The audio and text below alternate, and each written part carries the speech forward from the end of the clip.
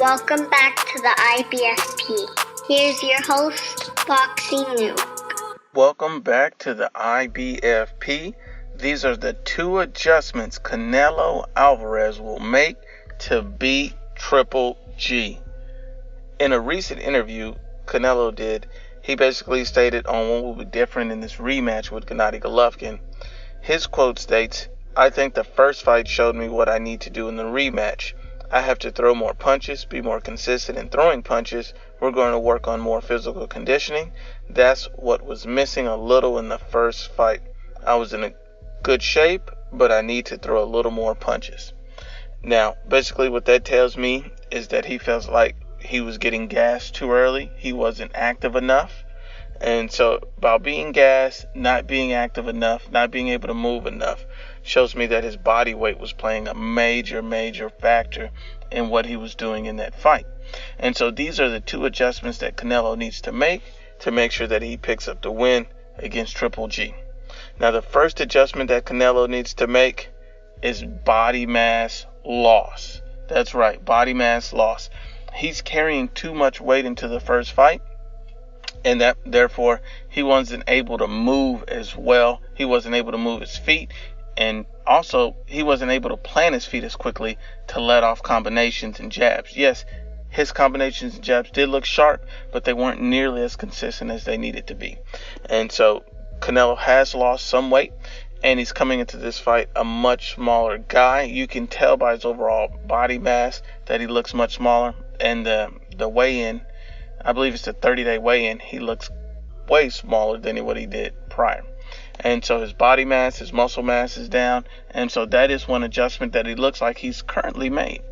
The second adjustment that Canelo needs to make sure that he beats Triple G, that adjustment is defense. I know a lot of you probably thought I was going to say, well, is it going to be punching? Is it going to be more activity? Absolutely not. Every time you throw a punch, it leaves you vulnerable. And against Triple G, at a smaller weight, he will not be able to absorb the same amount of punches in the same power of punches that he was able to do in the first fight. The first fight, Canelo said Triple G's power was like an 8, 9, not really a 10. That's a pretty hard damn puncher. And you know fighters always try to hold back a little bit. So that means Triple G power was at a 10. He took some very hard shots, but due to his body weight, he was able to absorb it. So the second adjustment really needs to be defense. And Triple G's main weapon in the first fight was shooting the jab out, trying to control the pace of the fight, and attempting to cut off the ring. So to say the second fight will be similar to the first is an obvious statement, but at the same time, if he figures out how to get away from the jab and counter Golovkin effective, and don't sit on the ropes, because that leaves him open to a flurry of punches. If he can do those things defensively, Canelo Alvarez will beat Triple G over a 12-round decision. I don't believe at this weight he has the power to hurt Triple G enough to stop it. Triple G has taken a lot of big shots, and he's taken a lot of big shots from Canelo when he was bigger.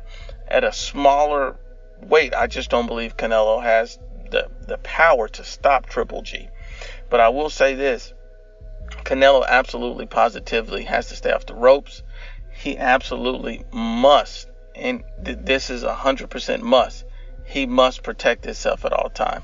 If he's taking any clean shots, that could be the end of the fight, because the weight that he has on now is just not able to absorb those hard punches from Gennady Golovkin. This fight's going to end one or two ways.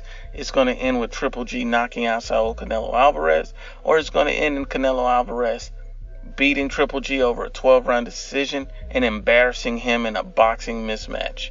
Stay tuned for more from the IBFP. Share, like, and subscribe. Thank you.